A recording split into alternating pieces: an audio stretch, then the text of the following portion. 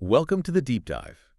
So today we're jumping into some sources you shared, specifically from John Green's Paper Towns. That's right. And our plan basically is to unpack that initial mystery, get into the characters of Quentin Q and the always fascinating Margo Roth Spiegelman Yeah. right from their first interactions in the book. Exactly. We kind of start in this interesting place with a goodbye that feels significant, but we don't know why yet. And then boom, we flash back to when they were kids. Right. The sources kick off with Q outside a van, feeling like something just ended. He says, well, it was a hell of a night. And Margot gives him this hug, stands on her toes, and whispers right in his ear, I will, miss, hang it out with you. Like each word is separate. Yeah, it feels heavy, doesn't it? Especially when Q replies almost pleadingly, like, why leave? Why not just stay with him? It really sets up a complex dynamic right from the start. There's clearly some shared experience, a big one maybe, but also this feeling that it's over or about to be makes you instantly curious about that night. Totally. And then, like you said, we're suddenly back when they're 9, biking, headed to Jefferson Park. And Margot, even then, wow. White shorts, that pink t-shirt. Oh, the green dragon. With the orange glitter breath. Q says he found it, like, incredibly awesome. You can just picture it. And it tells you so much about his perspective, his admiration for her, even as a kid.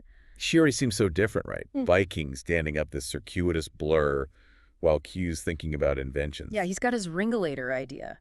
Giving earth rings like Saturn with colored rocks. Which is ambitious for 9, sure, but still kind of structured, scientific almost. Whereas Margot's just energy, pure energy in that moment. And then everything shifts. They find Robert Joyner's body. Under the oak tree. And their reactions couldn't be more different, could they? Not at all. Q's instantly scared, thinks about zombies, even for a second. But Margot, she's almost detached, calmly says, he's dead. And then that line. I thought you closed your eyes when you died. It's unsettling. Definitely. It shows this stark contrast in how they process something major, like death. Even that young. Q's afraid, Margot's curious, almost clinical. It really highlights something fundamental about her. Maybe a lack of sentimentality, or just a different way of engaging with the darker side of things. And that unconventional streak, it doesn't stop there. That same night. While Q's probably trying to sleep it off, Margot's outside his window. Yep. Notebook out, doing her own investigation into Robert Joyner's death. Interviewing neighbors, Mrs. Feldman, Juanita Alvarez. And notice what she's focusing on. Not just that he died, but why? Was it suicide? Was there a divorce? Right. Q seemed more focused on the basic facts back in the park, but Margot's digging deeper into the story behind it. It shows this proactive need to understand, doesn't it? To get beneath the surface. Absolutely. And that little detail about her dismissing taking sugar to our mom, it says a lot about her priorities when something else grabs her attention. Sort of brushes off convention. Okay, so fast forward.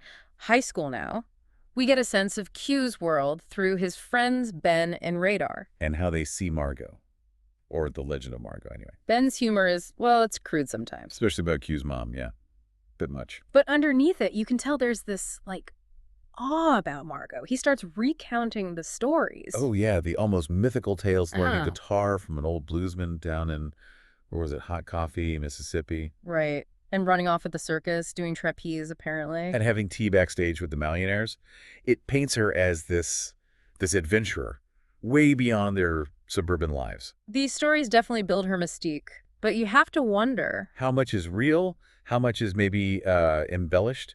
Or part of a persona she created? Exactly. It adds layers to her character. Is she genuinely this person, or is it an image? And then, the thing that really sparks the main action of these excerpts.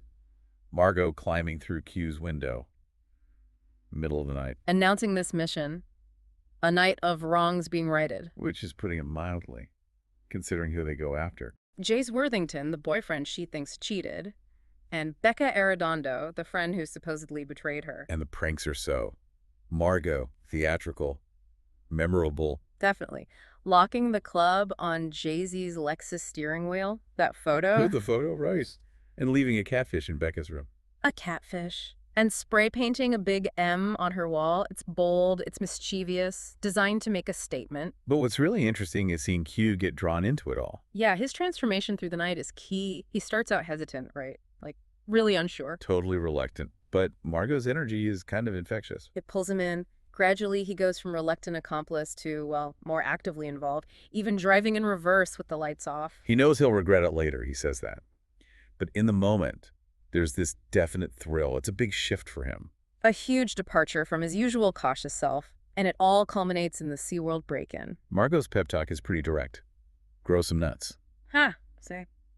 Subtle she is not, but it works. And suddenly there are these loud, awkward ninjas. Trying to cross a moat, failing, and then just bribing the security guard. With a $100 bill. Yeah. It's absurd, but also perfectly fits the night's vibe. And then that music starts playing. Stars fell on Alabama, drifting over an NPC world at dawn. It gives the whole crazy adventure this strangely beautiful, almost dreamlike ending, a weirdly romantic moment. It does, but even with that magic, there's this sense of finality creeping back in. The goodbye hug. And her words again, I will miss hanging out with you. Given everything, it hits differently now. It feels very final, yeah. And you see Q's disappointment. He clearly wants more, wants it to continue somehow. But she just climbs onto her roof and vanishes back inside like she was never there. Then the next day hits, back to reality, school. Q's exhausted, obviously. And the fallout from the pranks starts Ben and Radar seeing Chuck Parsons' eyebrow. Holy shit stickers. Classic Ben. And poor Ben's proposal to Cassie Heine. Total disaster. Yeah, brings it all back down to typical high school awkwardness, which is such a contrast to the night Q just had. And we get that great detour into Radar's house, the world's largest collection of Black Santas. It's so specific and memorable. The wallpaper, the Namibian Pez dispenser. It just adds this wonderful texture to Q's friend group, shows their individuality. And then the mystery deepens. The first real clue Margo leaves behind. The book, Walt Whitman's Leaves of Grass, left on Q's desk. With passages highlighted. This feels different, right? More deliberate than the pranks? Absolutely. It shifts the whole thing. This isn't just teenage rebellion anymore. It's a message, a breadcrumb trail starting. Whitman, themes of self, connection, the individual journey. You know those highlighted bits are going to be important. For sure. And it sets up her actual disappearance, which we then see confirmed in the conversation with her parents and Detective Warren. And we learn, crucially, this isn't the first time she's run off. No, she has a history, which changes things. But the parents' reaction is, well, pretty telling. Her mom calling Margo a sickness in this family. Oof, there's resignation there, not just worry.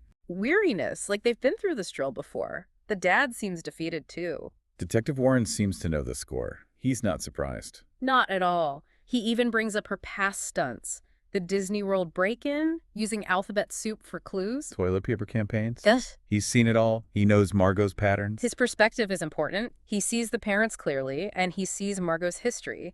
It suggests this might be another elaborate game, but maybe something more this time. And while this is unfolding, Q's got prom on his mind. Still thinking he might go with Margo if she comes back, which shows how much that night affected him. But Ben and Radar are just focused on, regular prom stuff. Mm-hmm.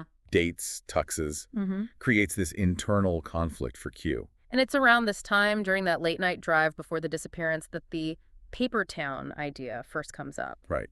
Q looks at Orlando and thinks it feels thin, superficial, like paper. And their little adventures reinforce that. Sneaking into the SunTrust building, looking at that weird asparagus sculpture. They see their hometown differently, don't they? Cynically, maybe, but also finding weirdness in it. And then Margo gives her definition. From the top of the SunTrust building, that's a key moment. Paper people living in their paper houses, burning the future to stay warm. Wow. It's such a powerful image. It's more than just teenage angst, isn't it?